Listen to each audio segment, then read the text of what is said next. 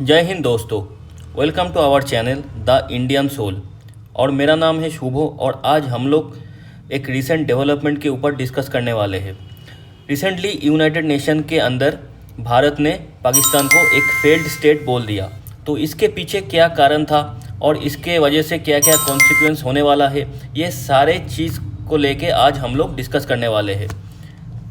ये जो United nation human right council जो है, इसका जो ऑफिस है ये है जेनेवा में। तो वहाँ पे एक मीटिंग चल रहा था जहाँ पे दुनिया के अंदर सारे देश की जितने सारे देश यूनाइटेड नेशन के अंदर आता है, ये सारे देश के रिप्रेजेंटेटिव वहाँ पे मौजूद था। तो उसी मीटिंग के दौरान, उसी डिस्कशन के अंदर भारत ने पाकिस्तान को एक फेल्ड स्टेट बोल दिया।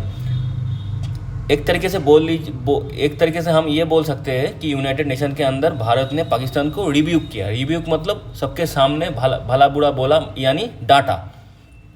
तो इसके पीछे रीज़न क्या था? इसके पीछे रीज़न ये था, जो ह्यूमन राइट काउंसिल का जो मीटिंग चल रहा था यूनाइटेड नेशन के अंदर, वहाँ पे पाकिस्तान ने क्या किया? पाकिस्तान ने OIC यानी ऑर्गेनाइजेशन ऑफ इस्लामिक कोऑपरेशन का एक प्रीवियस डाटा लेके, प्रीवियस मतलब बहुत दिन पहले का वो डाटा था, उस डाटा को गलत तरीके से सामने लाके भारत के अंदर जो कश्मीर, जम्मू कश्मीर और लद्दाख एरिया है, उसके अंदर ह्यूमन राइट वायलेशन हो रहा है, ये एलिगेशन भारत के ऊपर बिना वजह लगा दिए।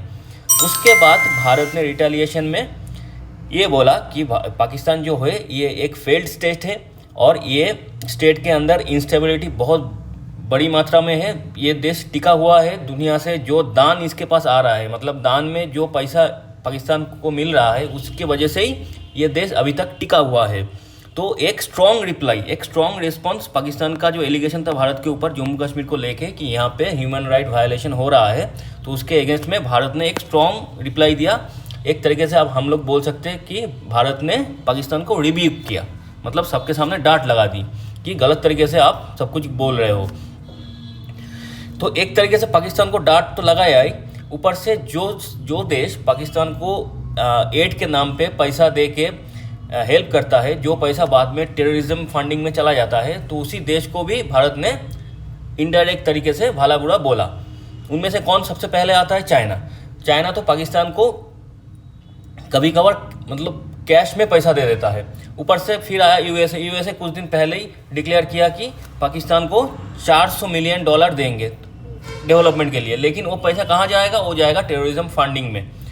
और बाकी कभी कभार यूएसए क्या करता है, IMF के नाम पे वहाँ से पैसा पाकिस्तान में भेजता है।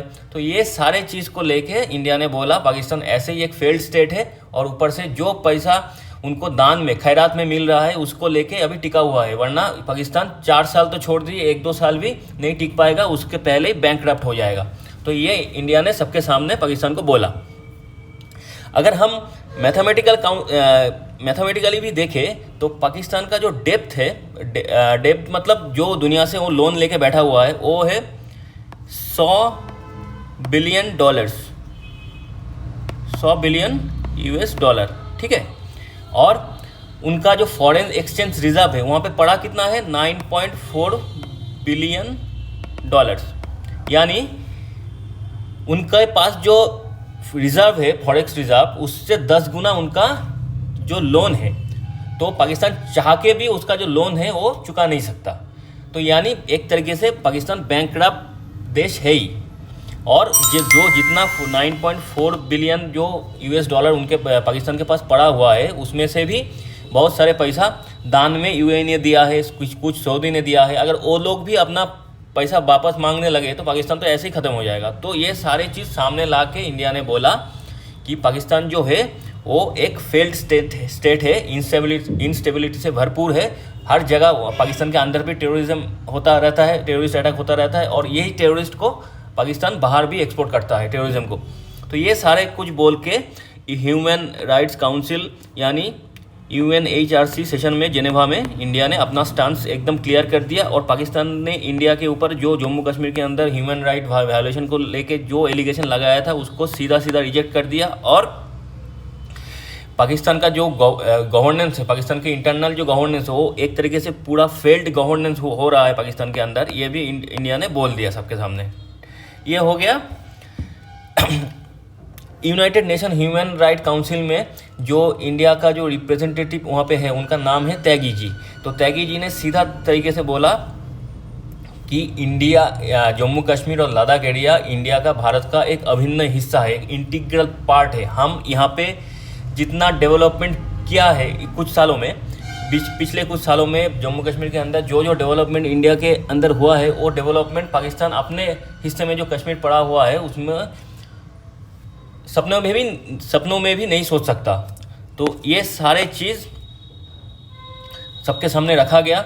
और हाल ही के फिलहाल के टाइम में जो भी इंडेक्स आया है उसमें स्पष्ट तरीके से लिखा हुआ है, मतलब जो भी इंटरनेशनल इंडेक्स आया है, ऐसा नहीं भारत बोल रहा है, तो वहाँ पे भी लिखा हुआ है जम्मू कश्मीर और लद्दाख एरिया जो भारत के पास है वहाँ पे ह्यूमन राइट्स अच्छी तरीके से मेंटेन हो रहा है। और पाकिस्तान के पास जो जम्मू कश्मीर है वहाँ पे ह्यूमन राइट का हालत बहुत ही ख़राब है। ये चीज़ जो नया इंडेक्स आया है ये इसमें एकदम क्लियर तरीके से लिखा हुआ है। जो ये सारे इंडेक्स कहाँ से आया है, इंटरनेशनल लेवल से, यानी ये भारत का खुद का इंडेक्स नहीं है। तब भी पाकिस्तान गलत तरीके से ये सारे चीज़ को यूएन ह्यूमन राइट जो काउंसिल है वहाँ पे उठा रहा है कश्मीर को लेके, और जो कीमती वक्त है जो ह्यूमन राइट काउंसिल का, जो यूएन के अंदर जो उसका जो मीटिंग करने का जो वक्त है उसको ज़ाया कर रहा है। यही चीज़ को त्यागी जी ने यूनाइटेड नेशन के अंदर बोला कि पाकिस्तान एक फेल्ड स्टेट है और ये फालतू के वक्त बर्बाद कर रहा है। यहाँ पे कीमती वक्त जो चल रहा है मीटिंग का, इसमें ह्यूमन राइट को लेके जो भी डिस्कशन होना है उसमें से जो कीमती वक्त है ये पाकिस्तान जैसे देश उस वक्त को फालतू में ज़ाया कर रहा है।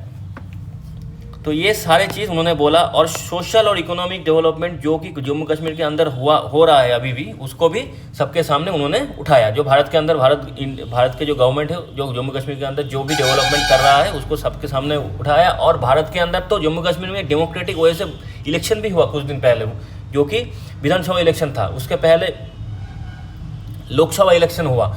ये सारे चीज़ को देखते हुए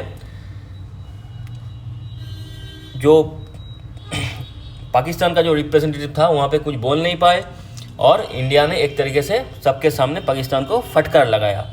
इंडिया ने और भी बोला कि इंडिया क्रिटिसाइज क्या कर रहा है, पाकिस्तान रीजनल साउथ एशिया में कोई देश के वजह से अगर रीजनल इंस्टेबिलिटी हो रहा है तो वो देश कौन सा है, वो देश है पाकिस्तान। क्योंकि पाकिस्तान के अंदर खुद के अंदर कोई स्टेबिलिटी नहीं है, इकोनॉमिकली अनस्टेबल देश है, और एक इकोनॉमिकल अनस्टेबल देश के पास न्यूक्लियर पावर है जो कि और भी डेंजरस है। और ये पाकिस्तान हेवीली डिपेंडेंट किसके ऊपर है, जो इंटरनेशनल एड आ रहा है। खुद का कोई बिजनेस तो है नहीं इनके पास, ना मैन्युफैक्चरिंग कुछ, ना पाकिस्तान कुछ मैन्युफैक्चर करता है, ना बाहर कुछ एक्सपोर्ट करता है, ना उससे कुछ पैसा कमाता है, कुछ नहीं करता है पाकिस्तान क्या करता है, एक तो टेररिज्म एक्सपोर्ट करता है और दुनिया के अंदर से भीख में जो इंटरनेशनल एड इनको मिलता है उसी के ऊपर जैसे तैसे करके सस्टेन कर रहा है। और इंडिया ने यह भी बोला जो अनहेल्दी एक ऑब्सेशन लेके बैठा हुआ है पाकिस्तान की, जम्मू कश्मीर हर वक्त जम्मू कश्मीर, तो ये ऑब्सेशन उसको लेके डूब रहा है। और अगर रीजनल स्टेबिलिटी के ऊपर सही में पाकिस्तान फोकस करना चाहता है तो उसको पहले तो आपके देश के अंदर, मतलब पाकिस्तान के देश के अंदर जो टेररिज्म पनप रहा है उसको रोकना पड़ेगा, और इकोनॉमिकल स्टेबिलिटी और पॉलिटिकल स्टेबिलिटी को पाकिस्तान के अंदर लाना पड़ेगा। ये सारे चीज़ यूएन के अंदर इंडिया ने उठा दिया।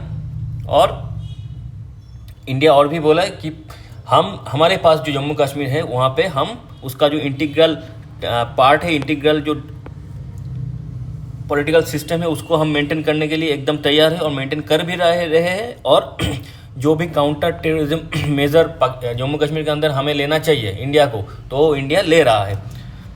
तो अगर कोई देश पीस और स्टेबिलिटी के लिए लड़ रहा है वो पाकिस्तान नहीं, वो इंडिया है। तो ये सारे चीज़ ग्लोबल स्टेज में इंडिया के जो यूएन में जो रिप्रेजेंटेटिव थे त्यागी जी, उन्होंने सारे चीज़ यूएन के सामने रखा और बोला, सही तरीके से उसको डिलीवर भी किया। तो इसी टॉपिक के ऊपर अगर फर्दर कोई अपडेशन आएगा तो हम उसके ऊपर और भी वीडियो बनाएंगे। तो आज का वीडियो इतना ही।